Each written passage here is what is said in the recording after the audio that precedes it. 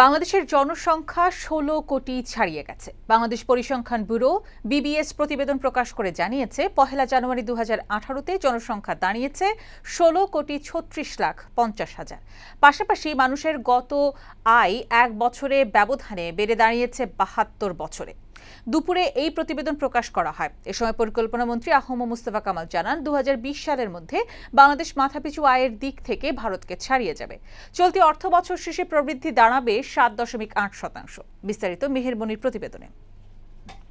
এসভিআরএস প্রকল্পের আওতায় ২০১৩ থেকে ২০১৭ সাল পর্যন্ত সারা দেশ থেকে সংগৃহীত নমুনার ভিত্তিতে প্রতিবেদন প্রস্তুত করে বাংলাদেশ পরিসংখ্যান ব্যুরো বিবিএস, যা প্রকাশ করতে রাজধানীর আগারগাঁয়ে এই অনুষ্ঠানের আয়োজন করে সংস্থাটি।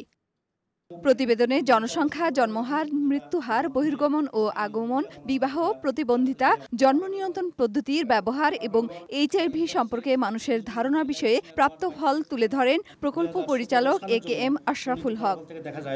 প্রতিবেদন অনুযায়ী বর্তমানে জনসংখ্যা ১৬,৩৬,৫০,০০০। বেড়েছে গড় আয়ু, কমেছে মাতৃ ও শিশু মৃত্যুর হার, জন্মহার এবং জন্ম নিয়ন্ত্রণ পদ্ধতি গ্রহণের হার অপরিবর্তিত রয়েছে। কমেছে বিয়ের গড় বয়স, তবে অস্বাভাবিকভাবে বেড়েছে মানুষের অভিবাসন। বাংলাদেশে প্রতি হাজারে ৯ জন মানুষ প্রতিবন্ধী হয়ে জন্ম নিচ্ছে বলেও জানানো হয় প্রতিবেদনে।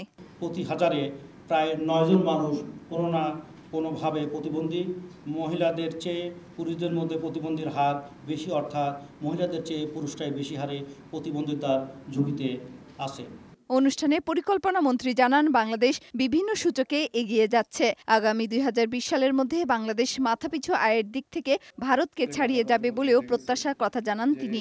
মাথাপিছু আয় থেকে শুরু করে অর্থনীতির সামষ্টিক এলাকায় ভারত, আমরা ২০২০ সালে তাদেরকে আমরা পিছিয়ে ফেলে আমরা উপরে চলে যাব। চলতি অর্থবছর শেষে জিডিপির প্রবৃদ্ধি লক্ষ্যমাত্রাকে ছাড়িয়ে যাবে বলেও আশা করেন পরিকল্পনা মন্ত্রী। ভালো অর্জন না।